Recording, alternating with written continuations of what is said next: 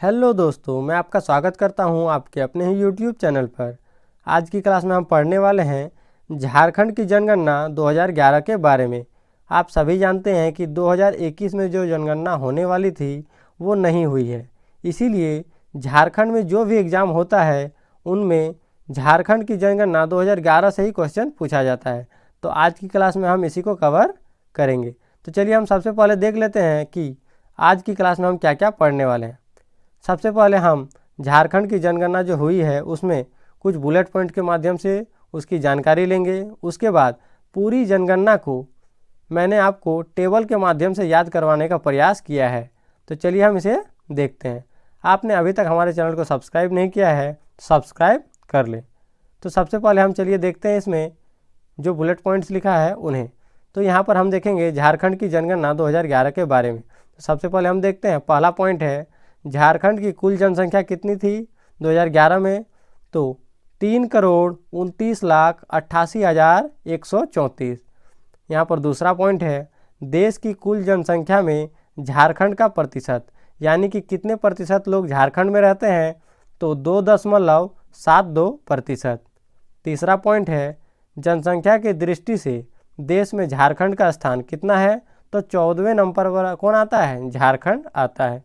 इसके बाद हम देखेंगे 2011 की जनगणना के समय झारखंड के जनगणना महानिदेशक कौन थे। तो सुनील कुमार वर्णवाल थे। इसके बाद अगला पॉइंट है, देख सकते हैं झारखंड में सर्वाधिक जनसंख्या वाला प्रमंडल। तो कौन से प्रमंडल में सबसे ज़्यादा जनसंख्या है, उत्तरी छोटा नागपुर में। इसके बाद देख सकते हैं अगला पॉइंट है झारखंड में सबसे कम जनसंख्या वाला प्रमंडल। तो कौन से प्रमंडल में सबसे कम जनसंख्या है। तो पलामू प्रमंडल में सबसे कम जनसंख्या है। इसके बाद हम अगली स्लाइड में देखेंगे जनसंख्या का वर्गीकरण। झारखंड में जो जनसंख्या है 3 करोड़, उसका वर्गीकरण किया गया है अलग अलग, देख सकते हैं पुरुष जनसंख्या के आधार पर, महिला जनसंख्या। तो चलिए हम इसे पढ़ते हैं। सबसे पहले हम पढ़ेंगे पुरुष जनसंख्या।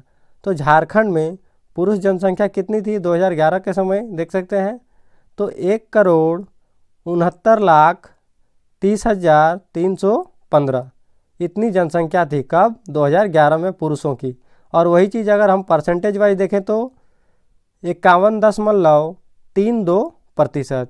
इसके बाद हम देखते हैं महिलाओं की जनसंख्या। महिलाओं की जनसंख्या कितनी थी, 1,60,57,819। और वही अगर हम परसेंटेज वाइज देखें तो कितनी थी, 48.68, यानी कि 48.68%। इसी प्रकार हम देखें ग्रामीण जनसंख्या कितनी थी 2011 में। तो देख सकते हैं कितनी थी, 2,50,55,073। और वहीं अगर हम प्रतिशत में देखें तो कितना था, 75.95%। वहीं नगरीय यानी कि शहरों में कितने लोग रहते थे, तो 79,33,061। कितना व्यक्ति रहते थे नगरों में यानी कि शहरों में, तो 79,33,061। और वहीं अगर हम परसेंटेज वाइज देखें तो 24.05% व्यक्ति कहाँ रहते थे, नगरों में। आता है अनुसूचित जाति, जिसे हम क्या कहते हैं, एससी। तो एससी की जनसंख्या उस समय कितनी थी, 39,85,644। और वही चीज़ प्रतिशत में कितनी थी, तो 12.08%। उसके बाद हम पढ़ेंगे अनुसूचित जनजाति, जिसे हम क्या कहते हैं, एसटी। तो एसटी की जनसंख्या उस समय कितनी थी, 86,45,042। और वही चीज़ प्रतिशत में कितनी थी, 26.20%। इसके बाद हम पढ़ेंगे अल्पसंख्यक। तो अल्पसंख्यक का डाटा यहाँ पर नहीं दिया हुआ है, लेकिन परसेंटेज वाइज दिया हुआ है। तो कितने प्रतिशत अल्पसंख्यक थे, तो 19.12%। इसके बाद हम पढ़ेंगे 0 से 6 वायु वर्ग, यानी कि इसमें बच्चों का डाटा दिया गया है। तो उस समय बच्चे कितने थे, देख सकते हैं 53,89,595। और वहीं प्रतिशत में कितने थे, तो 16.33%। इसके बाद हम देखेंगे कुल श्रमिक, यानी कि 2011 की जनगणना में झारखंड में कितने श्रमिक थे। तो कितने श्रमिक थे, 1,30,98,274। उसमें पुरुष श्रमिक कितने थे, देख सकते हैं 84,00,000 24,769 और महिलाएं श्रमिक कितनी थी 46,73,505। इस प्रकार हमने क्या कर लिया है, पूरे डाटा को यानी कि जो जनसंख्या का वर्गीकरण है उसे हमने बहुत अच्छी तरीके से देख लिया है। तो इसके बाद इस स्लाइड में हम पढ़ेंगे सर्वाधिक जनसंख्या वाले जिले, यानी कि पूरे झारखंड में सबसे अधिक कौन सी जिले में सबसे अधिक जनसंख्या है उसके बारे में इस स्लाइड में हम पढ़ेंगे। तो यहाँ पर टॉप 5 देख सकते हैं, कितने टॉप 5 जिले दिए हुए हैं झारखंड में जो सबसे अधिक जनसंख्या वाले हैं। तो सबसे पहले इसमें आता है, देख सकते हैं, रांची। तो रांची जिले में सबसे अधिक जनसंख्या है। कहाँ? झारखंड में सबसे अधिक जनसंख्या कौन से जिले में है? झारखंड में सबसे अधिक जनसंख्या रांची जिले में। कितना है देख लेते हैं, 29,14,253। इसके बाद कौन सा जिला आता है? इसके बाद आता है धनबाद। देख सकते हैं, तो धनबाद की जनसंख्या कितनी है? 26,84,487। इसके बाद आता है गिरिडीह। तो गिरिडीह की जनसंख्या कितनी है? 24,45,474। इसके बाद है पश्चिमी सिंहभूम। तो पश्चिमी सिंहभूम की जनसंख्या कितनी है? 22,93,919। और इसके बाद पांचवा है, देख सकते हैं, बोकारो। बोकारो की जनसंख्या कितनी है? 20,62,330। इनमें से आपको टॉप 3 ही याद रखने हैं, क्योंकि एग्जामों में टॉप 3 से ही क्वेश्चन पूछे जाते हैं। तो हमने यहाँ पर देख लिया कि सबसे अधिक जनसंख्या झारखंड में कौन से जिले में पाई जाती है? तो रांची में। दूसरे नंबर पर कौन आता है? धनबाद। तीसरे नंबर पर कौन आता है? गिरिडीह। इसके बाद हम देखेंगे दूसरी स्लाइड पर। इस स्लाइड में हम पढ़ेंगे न्यूनतम जनसंख्या वाले जिले। इससे पिछले में हमने क्या पढ़ा? सर्वाधिक जनसंख्या वाले जिले। अब हम इसमें पढ़ेंगे न्यूनतम जनसंख्या वाले जिले। इसमें भी टॉप 5 दिए हुए हैं, लेकिन हमें कितना याद रखना है? सिर्फ टॉप 3। तो चलिए हम सबसे पहले देख लेते हैं। तो सबसे कम जनसंख्या झारखंड के कौन से जिले में है? लोहरदगा में। कितनी जनसंख्या है? 4,61,790। इसके बाद कौन सा जिला आता है? खूंटी। खूंटी की जनसंख्या कितनी है? 5,31,885। इसके बाद आता है सिमडेगा। सिमडेगा की जनसंख्या कितनी है? 5,99,578। इसके बाद कौन सा आता है? कोडरमा। कोडरमा की जनसंख्या कितनी है? 7,16,259। इसके बाद कौन आता है? लातेहार। तो लातेहार की जनसंख्या कितनी है? 7,26,978। इनमें से हमें कौन सा याद रखना है? टॉप 3, लोहरदगा, खूंटी और सिमडेगा। इस स्लाइड में हम पढ़ने वाले हैं सर्वाधिक जनसंख्या वृद्धि दर वाले जिले, यानी कि झारखंड की उन जिलों के बारे में इस स्लाइड में आपको बताया गया है जो जनसंख्या में बहुत तेज़ी से वृद्धि कर रहे हैं। तो इसमें सबसे 1 नंबर पर आता है, देख सकते हैं, सबसे फर्स्ट कोडरमा जिला। कोडरमा जिला के वृद्धि दर कितने ही देख सकते हैं? 43.42%। इसके बाद दूसरे नंबर पर कौन आता है? चतरा जिला। चतरा जिला का वृद्धि दर कितना है? 31.77%। इसके बाद तीसरे नंबर पर आता है, देख सकते हैं, गिरिडीह जिला।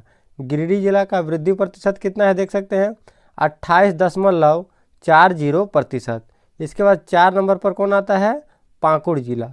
पाकुड़ जिला का वृद्धि दर कितना है? देख सकते हैं, 28.33%। इसके बाद 5वें नंबर पर आता है, देख सकते हैं, कौन? 5वें नंबर पर आता है देवघर। देवघर का वृद्धि दर कितना है? देख सकते हैं, 28.03%। यानी कि हम बोल सकते हैं कि सर्वाधिक जनसंख्या वृद्धि दर वाला जिला कौन सा है? कोडरमा, जिसका वृद्धि दर सबसे अधिक है, कोडरमा जिले का। उसके बाद किसका? चतरा का। उसके बाद गिरिडीह का। उसके बाद पाकुड़। उसके बाद देवघर। इसके बाद हम अगली स्लाइड पर देखेंगे। इस स्लाइड में आपको न्यूनतम जनसंख्या वृद्धि दर वाले जिलों के बारे में बताया गया है, यानी झारखंड के उन जिलों के बारे में बताया गया है जिनकी वृद्धि दर यानी कि जिनकी जनसंख्या बहुत धीरे धीरे बढ़ रही है। तो चलिए हम इसमें देखते हैं। इसमें 1 नंबर पर आता है धनबाद जिला। धनबाद जिला का वृद्धि दर कितना है? देख सकते हैं, 11.99%। इसके बाद दूसरे नंबर पर कौन आता है? पूर्वी सिंहभूम। पूर्वी सिंहभूम का वृद्धि दर कितना है? देख सकते हैं, 15.68%। इसके बाद तीसरे नंबर पर आता है बोकारो जिला। बोकारो जिला का वृद्धि दर कितना है? देख सकते हैं, 16.01%। इसके बाद चौथे नंबर पर आता है रामगढ़ और हजारीबाग, दोनों ज़िले एक ही साथ आते हैं।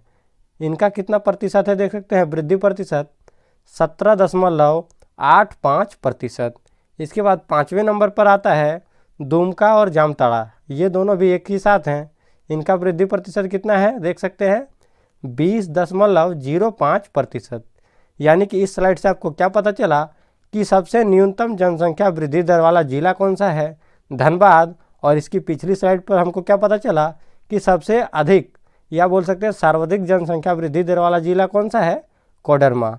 इस प्रकार हमने जान लिया है कि सबसे न्यूनतम जनसंख्या वृद्धि दर वाला जिला कौन सा है, धनबाद। अब हम अगली स्लाइड पर देखेंगे। इस स्लाइड में आपको सर्वाधिक जनसंख्या घनत्व वाले जिले दिखाए गए हैं। यानी कि आप पहले समझ लीजिए कि जनसंख्या घनत्व होता क्या है। तो 1 किलोमीटर स्क्वायर क्षेत्र में जितने व्यक्ति उस क्षेत्र में निवास करते हैं क्या कहलाता है, जनसंख्या घनत्व कहलाता है। आप एक बार फिर से समझ लीजिए, हम मान लेते हैं कि ये क्षेत्र 1 किलोमीटर स्क्वायर क्षेत्र है। इसके अंदर जितने भी व्यक्ति आएंगे ये क्या हो जाएगा, उस क्षेत्र का जनसंख्या घनत्व हो जाएगा। हम एक बार इसे रफ कर लेते हैं, मिटा लेते हैं। तो हमने क्या समझा कि 1 किलोमीटर स्क्वायर क्षेत्र में जितने व्यक्ति आते हैं ये उस क्षेत्र का जनसंख्या घनत्व हो जाता है। तो इसमें सबसे टॉप जिला कौन सा है देख सकते हैं, एक नंबर पर। तो एक नंबर पर है धनबाद जिला। धनबाद जिले के अंदर 1 किलोमीटर स्क्वायर क्षेत्र में कितने व्यक्ति आते हैं, तो 1316 व्यक्ति आते हैं। यहाँ पर दूसरे नंबर पर कौन है, तो बोकारो जिला है। बोकारो जिले में कितने व्यक्ति आते हैं 1 किलोमीटर स्क्वायर क्षेत्र में, तो 715 व्यक्ति आते हैं। इसके बाद तीसरे नंबर पर कौन आता है, रामगढ़। रामगढ़ में कितने व्यक्ति आते हैं, तो 708 व्यक्ति आते हैं। चौथे नंबर पर कौन है, पूर्वी सिंहभूम। पूर्वी सिंहभूम में 1 किलोमीटर स्क्वायर क्षेत्र में कितने व्यक्ति आते हैं, तो 644 व्यक्ति आते हैं। इसके बाद है पाँचवें नंबर पर कौन आता है, तो पाँचवें नंबर पर आता है देवघर। देवघर में कितने व्यक्ति आते हैं 1 किलोमीटर स्क्वायर क्षेत्र में, तो 602 व्यक्ति आते हैं। तो इस स्लाइड में हमने देखा कि सर्वाधिक जनसंख्या घनत्व वाला जिला कौन सा है, तो धनबाद, ये पहले नंबर पर आता है। दूसरे नंबर पर कौन आता है, बोकारो। तीसरे पर कौन आता है, रामगढ़। और चौथे पर कौन आता है, पूर्वी सिंहभूम। और पाँचवें पर देवघर। अब हम अगली स्लाइड में देखते हैं। स्लाइड में आपको न्यूनतम जनसंख्या घनत्व वाले जिले दिखाए गए हैं। यानी कि 1 किलोमीटर स्क्वायर क्षेत्र में सबसे कम व्यक्ति जिस क्षेत्र पर आते हैं ये उस क्षेत्र का न्यूनतम जनसंख्या घनत्व हो जाता है। हमने पिछली स्लाइड में पढ़ लिया है कि जनसंख्या घनत्व होता क्या है। तो इसमें सबसे टॉप पर कौन आता है, तो एक नंबर पर आता है सिमडेगा जिला। सिमडेगा जिले में 1 किलोमीटर स्क्वायर क्षेत्र में सबसे कम व्यक्ति आते हैं। तो कितने व्यक्ति आते हैं, तो 159 व्यक्ति आते हैं। इसके बाद इसी में दूसरे नंबर पर कौन सा जिला है, तो देख सकते हैं लातेहार। लातेहार में कितने व्यक्ति आते हैं, तो 169 व्यक्ति आते हैं। इसके बाद आपको देख सकते हैं यहाँ पर तीसरे नंबर पर कौन आता है, तो गुमला। गुमला में कितने व्यक्ति आते हैं, तो 191 व्यक्ति आते हैं। चौथे नंबर पर कौन आता है, पश्चिमी सिंहभूम। पश्चिमी सिंहभूम में कितने व्यक्ति आते हैं 1 किलोमीटर स्क्वायर क्षेत्र में, तो 208। इसके बाद पाँचवें नंबर पर कौन आता है, खूंटी। खूंटी में कितने व्यक्ति रहते हैं 1 किलोमीटर स्क्वायर क्षेत्र में, तो 210। तो हमने दोनों स्लाइड में मिलाकर हम यहाँ पर हमने देख लिया कि न्यूनतम जनसंख्या घनत्व वाले जिले, तो इसमें टॉप पर कौन है, सिमडेगा। और अधिकतम या सर्वाधिक जनसंख्या घनत्व वाले जिले में सबसे टॉप पर कौन है, धनबाद।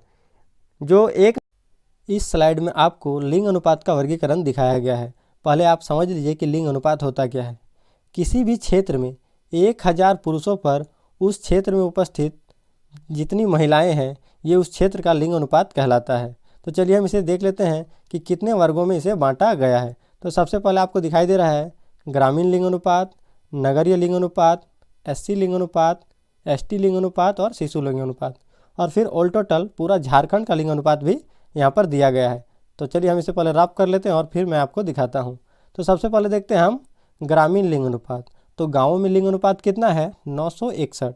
यानी कि गाँव में 1000 पुरुषों पर कितनी महिलाएं हैं, 961 महिलाएं हैं। यानी कि हम बोल सकते हैं कि गाँव में 39 पुरुषों की शादी नहीं होगी, क्योंकि गाँवों में इतनी महिलाएं है ही नहीं। इसी प्रकार आपको इसमें समझ में आया कि लिंग अनुपात होता क्या है। अब हम देखते हैं दूसरे पर देख सकते हैं नगरीय लिंग अनुपात। तो शहरों में यानी कि नगरों में लिंग अनुपात कितना है? 910। इसके बाद आपको दिखाई दे रहा है एससी का लिंग अनुपात। तो एससी का लिंग अनुपात कितना है? 950 यानी कि 950। इसके बाद आपको दिखाई दे रहा है एसटी का लिंग अनुपात। तो एसटी का लिंग अनुपात कितना है? 1003। इसके बाद आपको दिखाई दे रहा है शिशु लिंग अनुपात। तो शिशु लिंग अनुपात कितना है? 948। इसके बाद आपको दिखाई दे रहा है पूरे झारखंड का लिंग अनुपात। तो पूरे झारखंड का लिंग अनुपात कितना है? देख सकते हैं 948। यानी कि हम इसमें बोल सकते हैं कि शिशु लिंग अनुपात और झारखंड का लिंग अनुपात सेम है। कितना? 948। इसे आपको याद करने में आसानी होगी। इसके बाद आपको नीचे दिखाई दे रहा है झारखंड का जनसंख्या घनत्व। हमने पीछे पढ़ा था जनसंख्या घनत्व, वहाँ पर ये पॉइंट छूट गया था, इसलिए हमने यहाँ पर इसे कवर कर लिया है। तो झारखंड का जनसंख्या घनत्व कितना है? 414। इसके बाद आपको नीचे क्या दिखाई दे रहा है? देख सकते हैं जनसंख्या घनत्व की दृष्टि से देश में स्थान, यानी कि झारखंड का स्थान कितना है? तो देख सकते हैं 14वें नंबर पर आता है कौन? झारखंड। इसके बाद हम अगली स्लाइड में देखेंगे। इसके बाद इस स्लाइड में आपको दिखाया गया है, देख सकते हैं सर्वाधिक लिंग अनुपात वाले जिले, यानी कि किस जिलों का लिंग अनुपात बेहतर है। तो इसमें सबसे एक नंबर पर कौन आता है? पश्चिमी सिंहभूम। पश्चिमी सिंहभूम का लिंग अनुपात कितना है? 1005, यानी कि 1000 पुरुषों पर कितनी महिलाएं हैं यहाँ पर पश्चिमी सिंहभूम में? तो 1005 महिलाएं हैं, यानी कि 5 महिलाएं एक्स्ट्रा हैं। इसके बाद आपको दिखाई दे रहा है कौन सा, पहले मैं इसे मिटा देता हूँ। इसके बाद आपको क्या दिखाई दे रहा है? इसके बाद इसमें आपको दिखाई दे रहा है, देख सकते हैं दूसरे नंबर पर कौन? सिमडेगा। सिमडेगा का लिंग अनुपात कितना है? देख सकते हैं सिमडेगा का लिंग अनुपात है 997।